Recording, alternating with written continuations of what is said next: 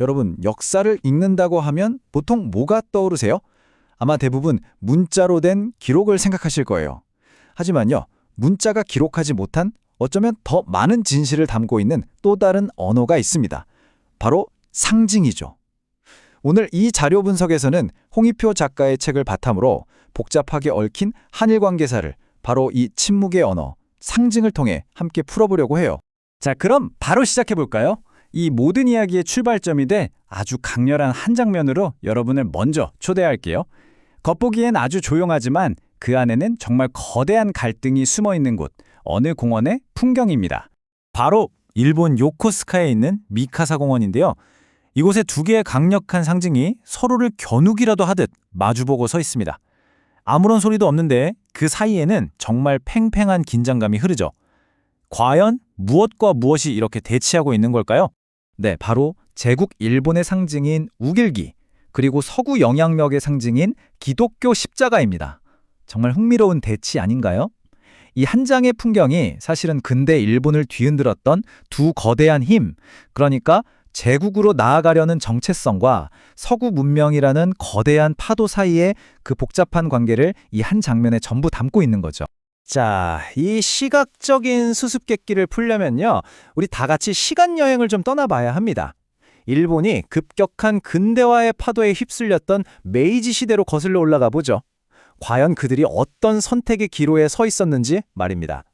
여기에 당시 일본의 고민과 전략을 한마디로 보여주는 핵심 키워드가 있어요. 바로 화혼양제. 이게 무슨 뜻이냐면 혼은 일본의 것을 지키고 제주, 즉 기술은 서양의 것을 배운다는 거예요. 서양의 기술이나 제도는 받아들이겠지만 그들의 정신, 특히 서구 문명의 근간인 기독교까지 받아들일 생각은 없다는 아주 분명한 선언이었던 거죠. 그렇다면 서양의 정신, 즉 기독교에 맞설 자신들만의 정신적 구심점은 무엇이었을까요? 바로 일본 고유의 신토를 국가가 관리하는 종교, 즉 국가 신토로 재정비한 겁니다. 이건 단순한 종교 정책이 아니었어요. 기독교라는 서구의 소프트 파워에 대항하기 위한 국가 주도의 거대한 정신 무장 프로젝트였던 셈입니다. 당연히 기독교는 가장 강력한 경쟁자이자 대립의 대상이 될 수밖에 없었겠죠. 자, 이제 무대를 한반도로 한번 옮겨보겠습니다.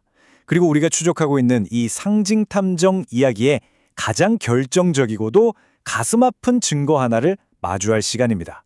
이 시간의 흐름을 한번 보세요. 정말 한편의 드라마 같지 않나요?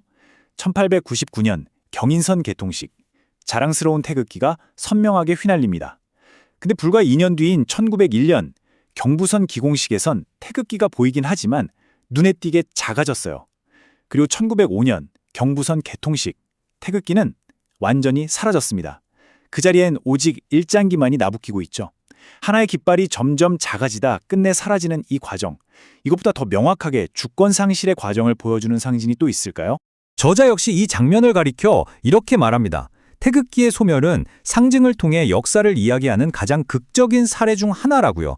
맞습니다. 이건 그냥 배경 소품이 바뀐 게 아니에요.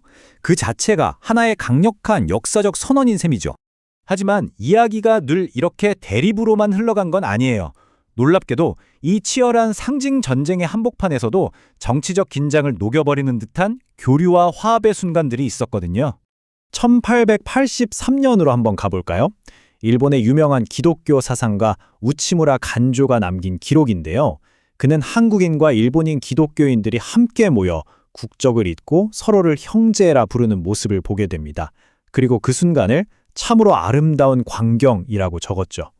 날카로운 대립의 역사 속에서도 신앙이라는 이름 아래 이런 희망적인 장면이 있었다는 겁니다. 이 장면은 훨씬 더 극적입니다.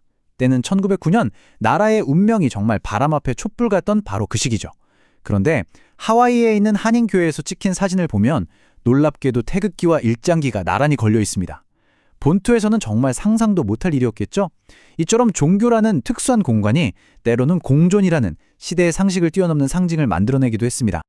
자, 그럼 이 모든 조각들을 한번 모아볼까요? 우리 탐정 이야기의 결론에 다다랐는데요.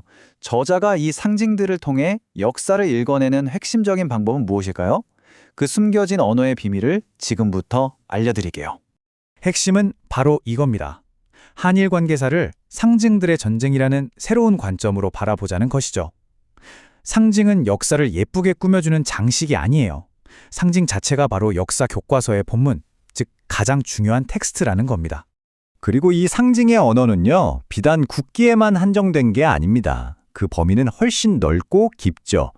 일본의 벚꽃과 모란, 세발까마귀인 야타가라스, 그리고 한국의 무궁화와 백꽃, 또 우리에게도 익숙한 삼조고까지 이 모든 것들이 각 나라의 정신과 종교적 세계관을 담고 있는 아주 복잡하고 다층적인 기호들이라는 거죠. 저자는 이런 분석 방법을 종교 문화사라고 부릅니다. 역사적 사건의 표면뿐만 아니라 그 이면에 깔린 종교적, 문화적 상징의 코드를 읽어내자는 거죠. 자, 이제 여러분도 역사를 해독하는 아주 특별한 돋보기 하나를 손에 쥔 셈입니다. 좋습니다. 이렇게 과거의 상징을 읽는 법을 배웠는데 이게 지금 우리한테 왜 중요할까요? 마지막으로 이 질문에 대한 답을 함께 찾아보겠습니다. 이 상징의 언어를 해독하는 능력은 단순히 과거를 흥미롭게 보는 걸 넘어서는 거죠. 복잡하게 얽힌 과거를 더 깊이 이해하게 해주고 그걸 바탕으로 현재 양국의 관계를 진단하며 나아가 어떤 미래를 만들어가야 할지에 대한 통찰력을 주기 때문이에요. 오늘의 이야기를 마무리하면서 여러분께 질문 하나를 던지고 싶어요. 만약 인류의 가장 중요한 역사가 문자가 아닌 우리가 무심코 지나치는 바로 이 상징 속에 기록되어 있다면 어떨까요?